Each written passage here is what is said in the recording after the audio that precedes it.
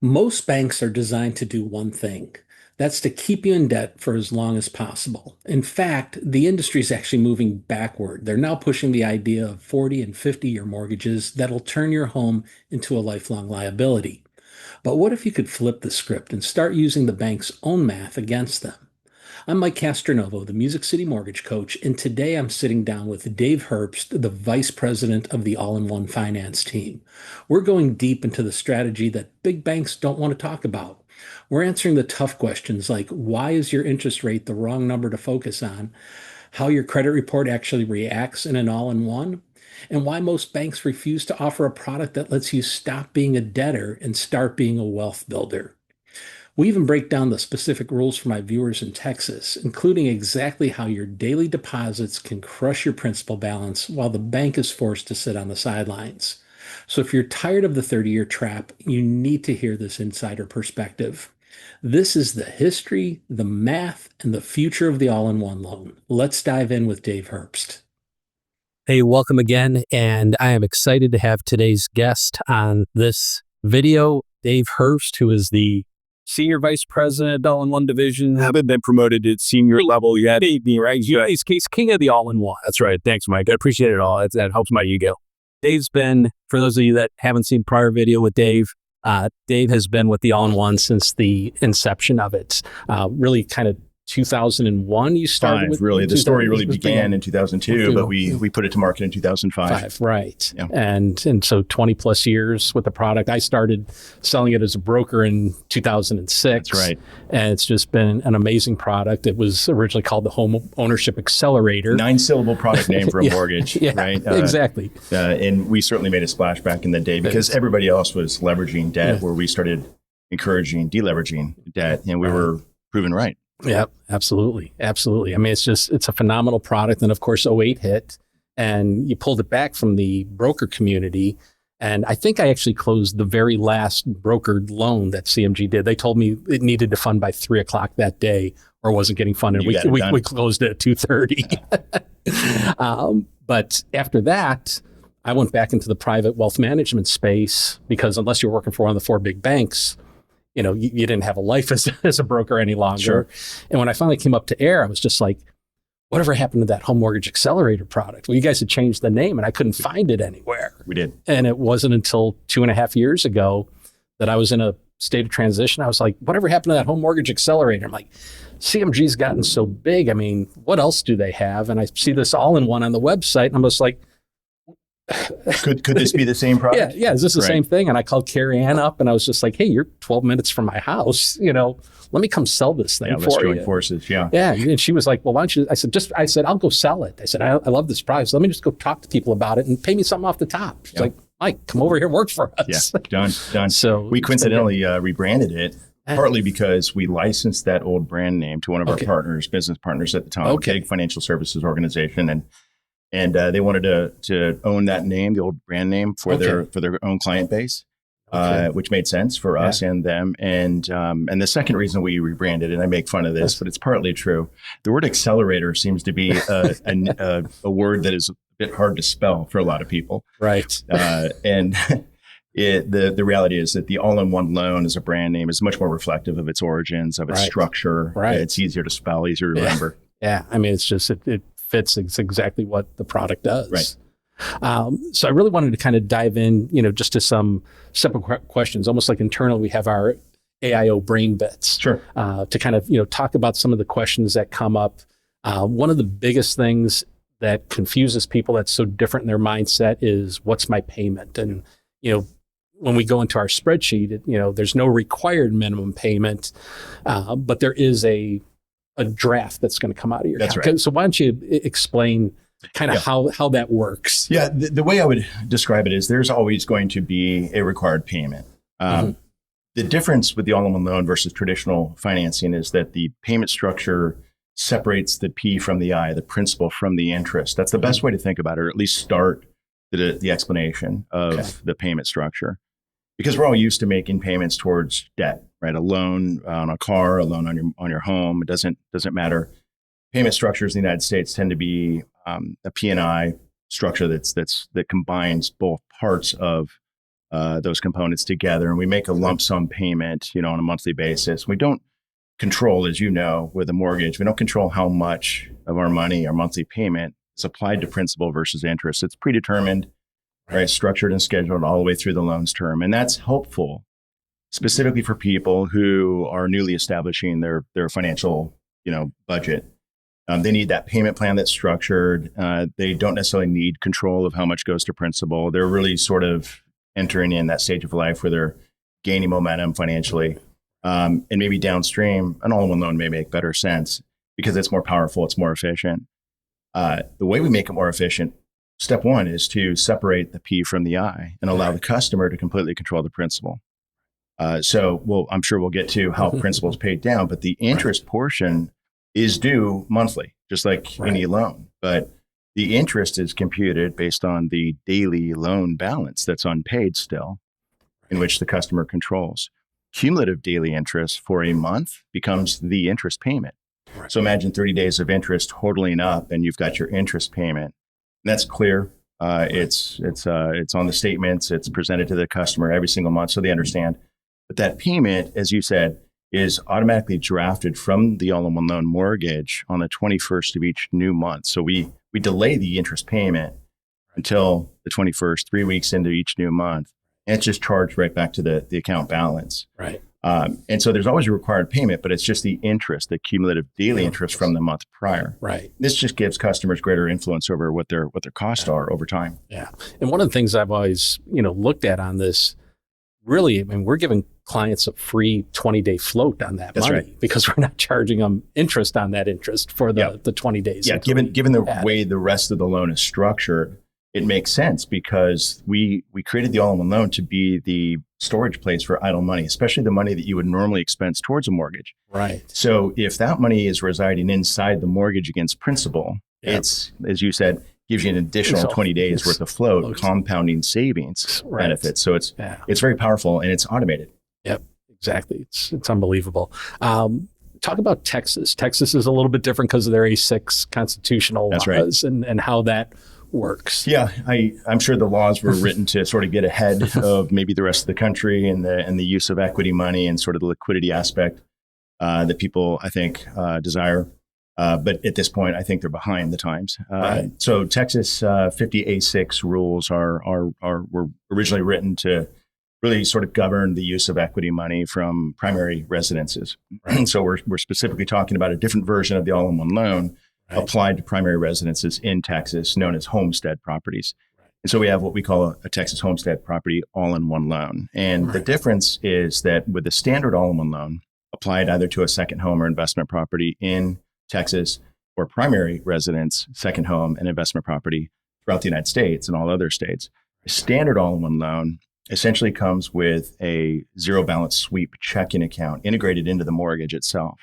This, as you know, allows customers to make deposits using their income to power down their principal balance or daily principal balance and spend money on their regular bills and expenses as normal. And that daily interest computation helps them save interest, naturally and automatically each month. The Texas version, given the state rules, have really required us to sever that automatic sweep. And a sweep just means auto transfer from the deposit account, the checking account, to the mortgage side. That's what occurs with the standard version. The Texas Homestead version, we eliminated that because in Texas, as part of these rules, they also prohibit use of equity money freely without taking a minimum advance of $4,000. So let me kind of repeat that in simple terms. Texas laws require when an equity line is applied to a primary residence that any advance taken over the term of the loan is a minimum of $4,000 each advance. Now, we structured this loan to function as the customer's bank account, right? Offsetting the mortgage balance and mortgage costs. What we don't want to do is require or force a customer into taking out $4,000 just to go grocery shopping that day, right? Or to pay a cell phone bill that day. So we severed the sweep. And what that means is when a deposit is made into the all-in-one loan checking account, that money stays there. It doesn't move to the mortgage. It stays there. But the same functionality and the same benefits apply. The customer can then move or transfer the money directly into their loan, the loan side, to reduce their balance. They can set that in advance. They can schedule that routinely each month, or they can just do it ad hoc, just by opening up the mobile app or going online to their portal and moving the money. It's a daily transfer, so it moves over immediately. But this gives the customer greater control of what's in the checking account for spending needs, for near-term spending needs. So they don't have to take out $4,000 just for near-term expenses this week. Right. So that's one of the differences. Another difference is the use of equity, meaning the liquidity aspect of the product.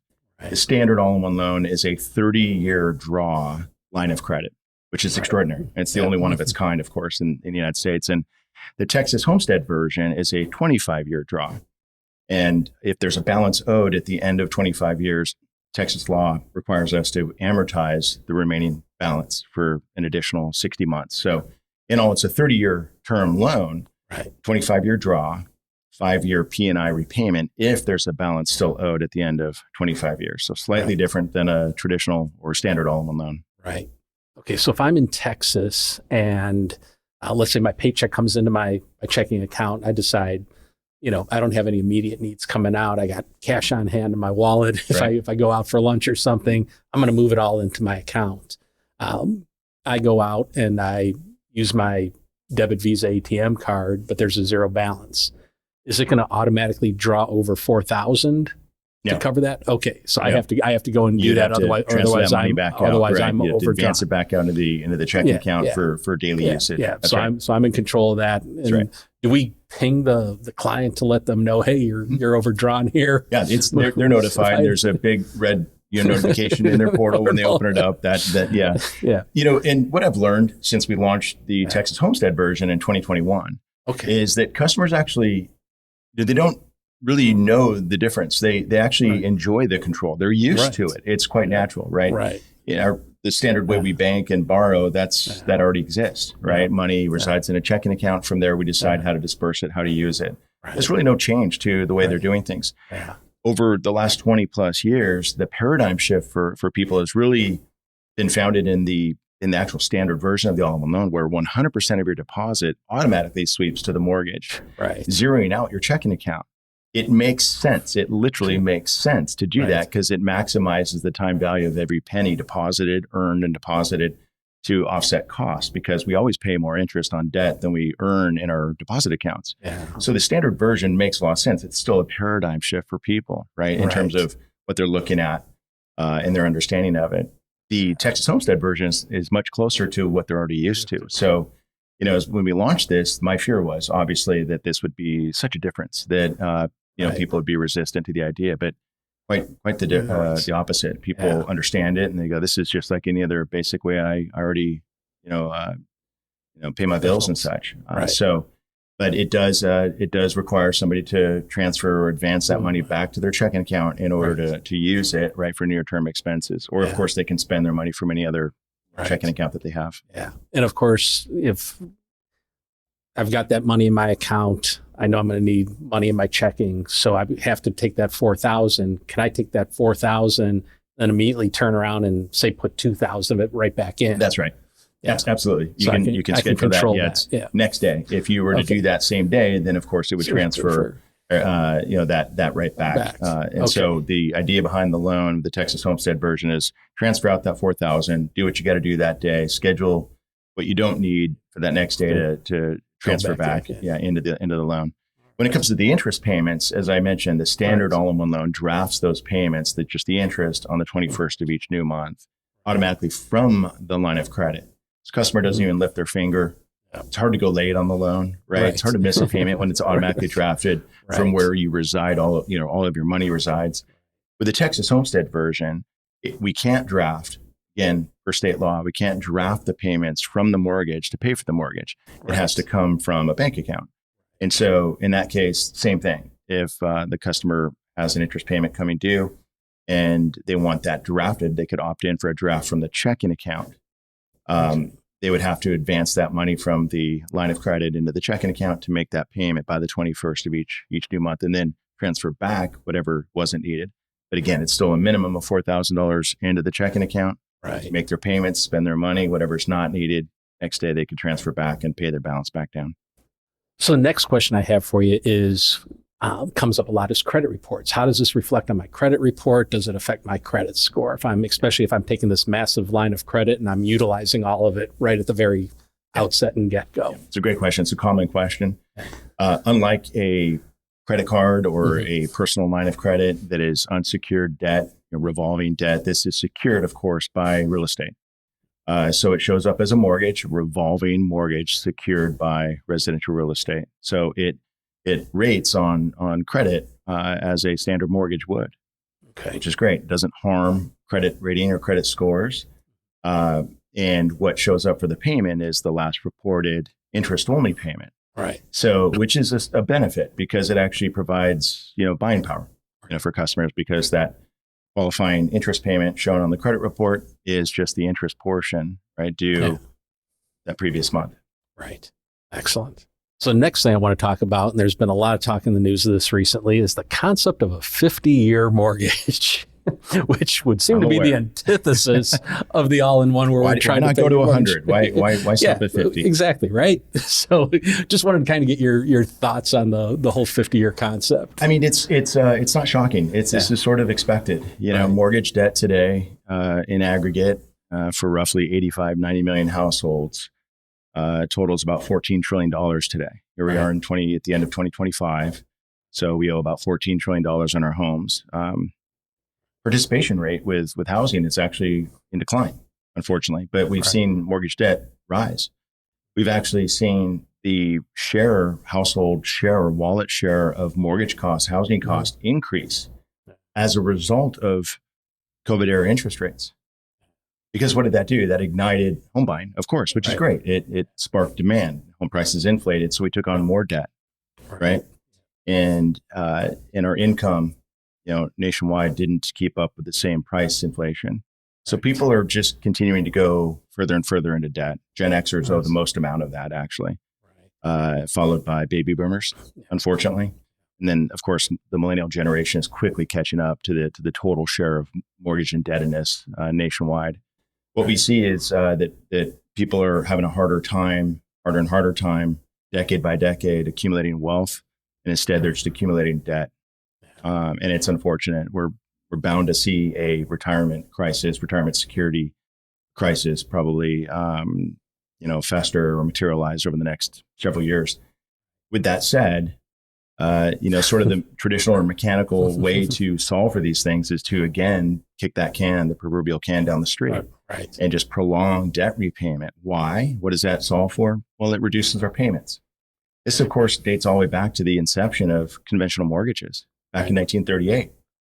As a result of HUD and FHA, the formation of both, the standard forward amortizing mortgage was born and put forth to help ignite the economy, standardize banking and mortgage practice and interest rate structure, but more importantly, make it easier to afford housing. Prior to that, of course, the mortgages were shorter term balloon payment mortgages that nobody could afford. 3 or 5 year balloon, who could afford that?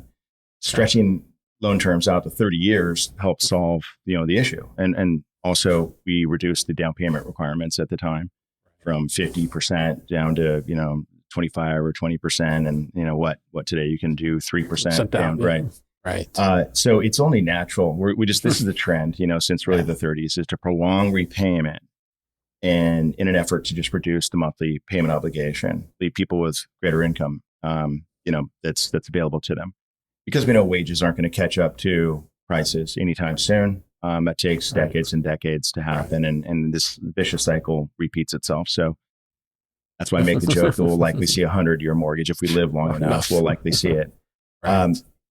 My thoughts are that mathematically it just puts people in a terrible position, long term. Again, it's useful for people who are newly budgeting, trying to establish their financial behavior. Getting the lowest payment possible is, of course, necessary for near-term goals. Long-term, however, that just adds cost. The longer that somebody remains in debt, the more expensive that debt becomes, even with a historically low interest rate. Time matters most, right? Speed matters, as I like to say. And what the all-in-one loan actually establishes is a way to accelerate the process. It doesn't get any faster than a principal paid first mortgage and then a recasting of interest and interest payments on a monthly basis. Our structure, our intent is to drive the cost down to zero sooner, not delay it. Right. It's the opposite, right? Yep. And I would say that that's a direct fix or solution for the affordability problem, not extending loan terms. I think for a segment of the population, again, it's going to be very useful. It'll help people qualify for housing, right? Especially when there's a lack of inventory nationwide. It certainly will help. But with that demand comes more price inflation, right? What we'll probably see in 10 or 15 years, if we actually do see a 50-year mortgage, is that mortgage debt has increased significantly. Homeownership participation maybe rises a little bit, but wages continue to struggle. It's just the way it goes. And we'll be talking, we'll have another podcast in 15 years, and we'll be talking about mortgage debt being at $30 trillion, not just $14 trillion. That's a sad fact. Yeah. I think we're on a mission, as you know, Mike, and you do this very well, is to help people get out of debt. I think the industry in general does a very good job of helping people get into debt, not that great of a job helping people get out from underneath it efficiently, safely. And that's, of course, the purpose behind the all-in-one loan. Exactly. I always kind of tell people when they call in and they find out that they don't qualify for it, I say this is like the golden ring that you want to reach for in mortgages. Like there's, if you're a first-time home buyer and, rent, you're paying 100% interest, so if you have to take, if that 50-year mortgage does come into existence, and that's what's going to get you $200, $300, $400 a month lower payment to get you in the door. Sure. But understand that mortgage is going to cost you now twice as much as a 30-year would have. That's right. And so you want to get yourself to a point where as soon as possible, as you start going up the income scale and start controlling, like you said, managing, as a, new in the marketplace, first time home buyer, you want to get to a point where the all-in-one is my goal to get to. If I don't qualify today, how do I get to the point where I qualify? There's no other mortgage product like it. Yeah. I mean, I think a quick exercise, it's easy for people to do at home or at the office, is just to open up a mortgage calculator and enter in, any loan balance, start with $100,000 to make it easy. Type in a rate like 6%, put in 30 years as the term. And you'll see the amount of interest that's charged. And that's directly correlated mostly by the time, not the rate. The amount of interest that'll be charged on that loan is about $116,000 for every $100,000 borrowed. Right. So borrow $100,000, pay a grand total of $216,000 over 30 years. And much of that, I'd say most of that, is payable in interest costs in the first decade or 15 years of that loan term. Now extend that over to 50 years. Change that mortgage calculator to 50 years instead of 30-year term.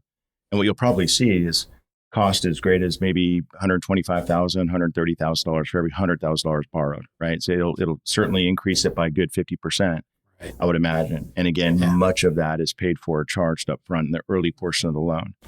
And this is what we try to solve for with the all-in-one loan. Principal paid first, interest recalculated daily on a lower principal balance, money free to use 24/7 for regular bills and expenses. And that creates a lower interest payment each and every single month. And it recasts every month downward with principal. Unlike a traditional loan, could you imagine having the same payment for 50 years? No matter how much money you put towards it, you've got the same payment due for 50 years of your life. Goodness. The average age mortgage borrower today is 55. Average age buyer in the United States, this is total, buyers, first time and established repeat buyers, is 56, according to NAR. Average first time home buyer is now ticking up to about 40 years old. I mean, you'll be 90 by the time you pay off your mortgage. Right. And it's just extraordinary where we're headed. I see I understand where we're headed to reduce the payment obligation and help people qualify. But I think, to your point, what we try to focus on is less, or to include also qualifying aspects, but also suitability aspects. What are you trying to accomplish? How much equity in your property are you trying to establish over the next 24 months of your life? What would you like your payment to be by year 3? How fast would you like to have it paid off, if at all? What are your goals? What's your time horizon for retirement? Do you have kids you want to get through college? How are you going to be able to afford that?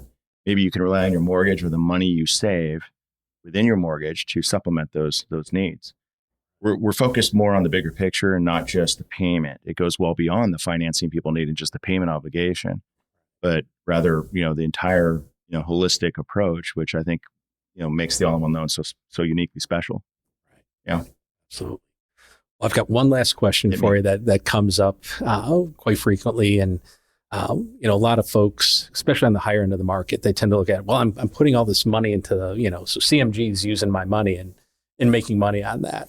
I said, not really, but I'll let you kind of explain how that functions. Yeah. So again, briefly, the all-in-one loan is the combination of a mortgage and personal banking, a checking account. A checking account allows a customer to make deposits, and that will sweep automatically in the case of a standard all-in-one loan, or in the case of a Texas Homestead version, allows that customer to transfer that money manually into the loan. And the mortgage is a line of credit, of course. Standard version, a 30-year draw, so keeps that money completely available for 30 years, and the Texas Homestead version for 25 years. Either way, the concept of the loan is to make the mortgage the storage place for idle money before it's needed to be spent. Give your money a job before you need to spend it on your cell phone bill in 3 weeks, or maybe for vacation next year, or for property taxes, maybe coming up. Give that money a job on a daily basis to avoid cost associated with your debt, because net, it's the same as investing money and growing wealth. In fact, it's probably better, arguably, because savings is not a taxable event. Right. Saving interest is not taxable. Yielding interest is, right? So, if we're talking about growing net worth and putting people ahead, investing cash flow that is otherwise non-investable into a mortgage that keeps that money liquid and recalculates interest nightly, it doesn't get any better than that. It's just a high use of money. In terms of what's going on with the money when it's entered, deposited into the account, it's principal curtailment. That money is not being leveraged by us or any of our business partners. That money flows through the checking account and it hits the principal balance of the line of credit, paying it down. And it's visible through the mobile app or online portal, but it's not being leveraged like money that resides in a checking account or a savings account. That's sitting there as a positive balance. It's actually a negative to the bank because it's an IOU, right, to the customer, to the depositor. And in a way to leverage that money or make that money go to work for the bank, they typically will leverage that, invest it, lever against it to borrow more money and make more loans and charge interest so they can offset the risk associated with carrying deposits. The all-in-one loan is different. That money flows directly to the mortgage, curtails principal. If you owe $300,000 today on your principal balance, your all-in-one loan, and you deposit $10,000, your principal balance drops by $10,000. $290,000 is what you would owe after that deposit. That money's not being leveraged; it's just applied to the principal. Right. Yeah, and that's actually a cost to the bank, to CMG, because we have to keep those reserves. That's right. We actually secure reserves or capital on every single all-in-one loan in order to fund their advances. So, our capital investment in our customer and the utility of the product is extraordinary. Yeah. Which is, I think answers one of the questions that we get a lot, which is why doesn't every bank or lender offer a product? Well, again, it's capital, intense in terms of our investment. But here's what we get out of it. We get a stickier relationship, and we also reduce risk in lending and borrowing. If we put something forth that reduces the risk in owing money, and when I talk about risk, I'm talking about payment default. I'm talking about, balance relative to value of the home. If we can reduce what's owed on a loan on the collateral, which is the real estate, then it puts not just the customer in a better position, it puts us as their lender in a much better position. Right. And the stickiness of the product is extraordinary too. It's sort of the long game. Statistically, people will refinance out or change their mortgage about every 5 years historically, 5 to 7 years historically. And the runoff or attrition rate or loss of customers is near zero on an annual basis out of this loan because of what it helps people achieve. It's a lifestyle product. It really is. Yeah. It really is. Well, I appreciate everything you've done to build this. I've staked my career on it and coming here to CMG. Me too. I'm all in. Yeah. So we're all in on the all-in-one. Yes, we are. Appreciate you being here. Thanks, Mike. And coming in. Thanks for watching this. If you've got Look, we just covered a lot of ground from the history of the all-in-one to why the industry is trying to push you into 50-year debt. But here's the reality. Information without application is just noise. You've heard the VP of the all-in-one team explain the why, but now you need to see the how for your own family. If you're disciplined and you're ready to see exactly how many years you could shave off your mortgage, I want to invite you to get your custom AIO blueprint. Click the link in the description below or head over to musiccitymortgagecoach.com and we'll run your actual numbers, your income, your spending, and your current balance to see if the all-in-one is the engine that will get you to the finish line faster. Don't just be a spectator on your own finances. Let's get to work. I'm Mike, the Music City Mortgage Coach, and I'll see you in the next video.